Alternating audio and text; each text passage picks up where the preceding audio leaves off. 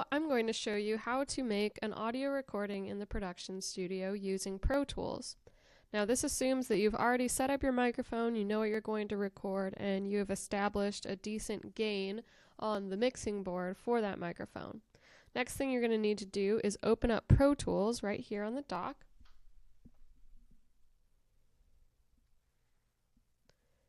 And once that loads, it will show you a screen right here where it's basically asking you to create a project. And the only thing that you need to change on this screen is naming your project.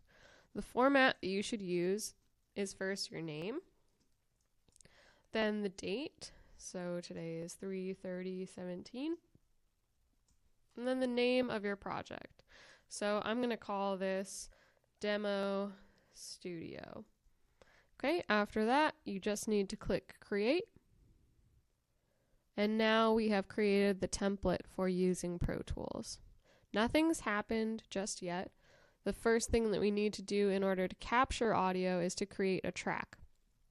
So to do that, you go up top to where it says Track, going to click New to create a new track to hold our audio.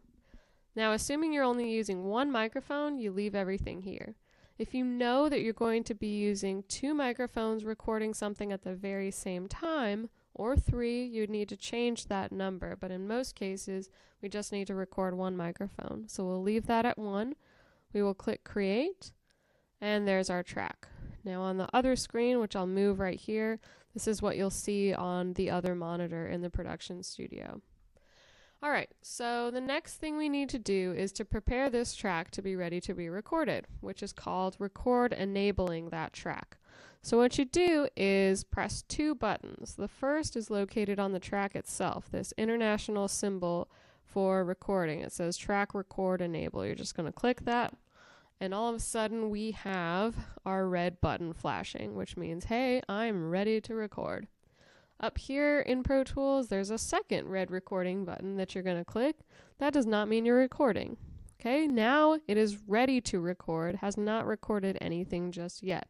You need both of these buttons record enabled in order to actually record anything.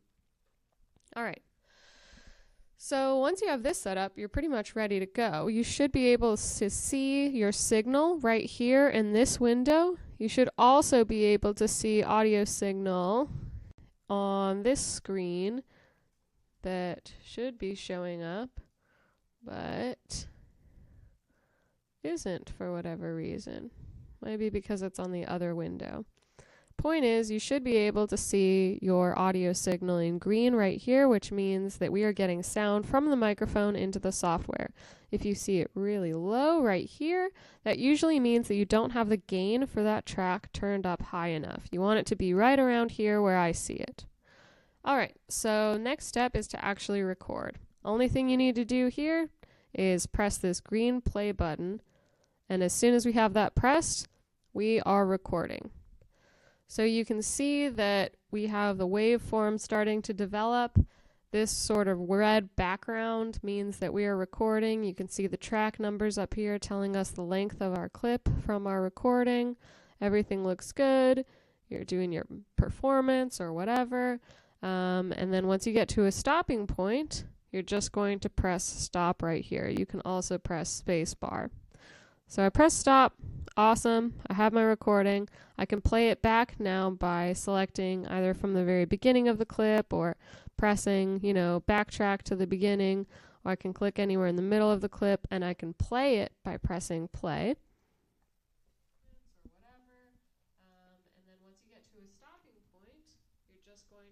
Okay, I can also press stop.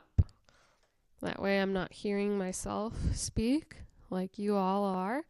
And then I need to basically get this audio file out of Pro Tools and move it into either on the computer as an MP3 file, or maybe you need to import it into iMovie or into another video editing software. The way that you do it is by a process called bouncing. Not to be confused with exporting. Some people will want to say export, and that is not the right information.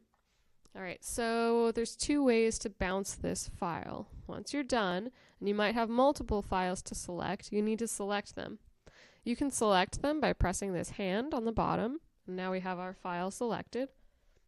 Or you can also click up top and just click and drag over the section of everything that you want exported, basically, or bounced.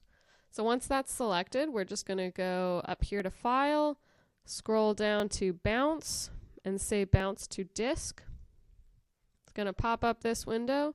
Only thing that you really need to make sure of here is that this is not set to multiple mono, but is set to interleaved. That's going to make sure that we have audio in both headphones. And we want to make sure that we have an MP3 and that this is offline. We've already selected our name for the file. We've already selected where it will live. We're just going to click Bounce. You don't need to change anything here unless you really feel like, putting your artist and album title in there. That's not applicable at all unless you are putting something on a CD or into iTunes. So you just press OK. And there it goes. And now the file lives as an MP3 and as a WAV file, which is much larger than an MP3 if you need it. It lives wherever we last told it to live in the production studio. So thank you so much for watching.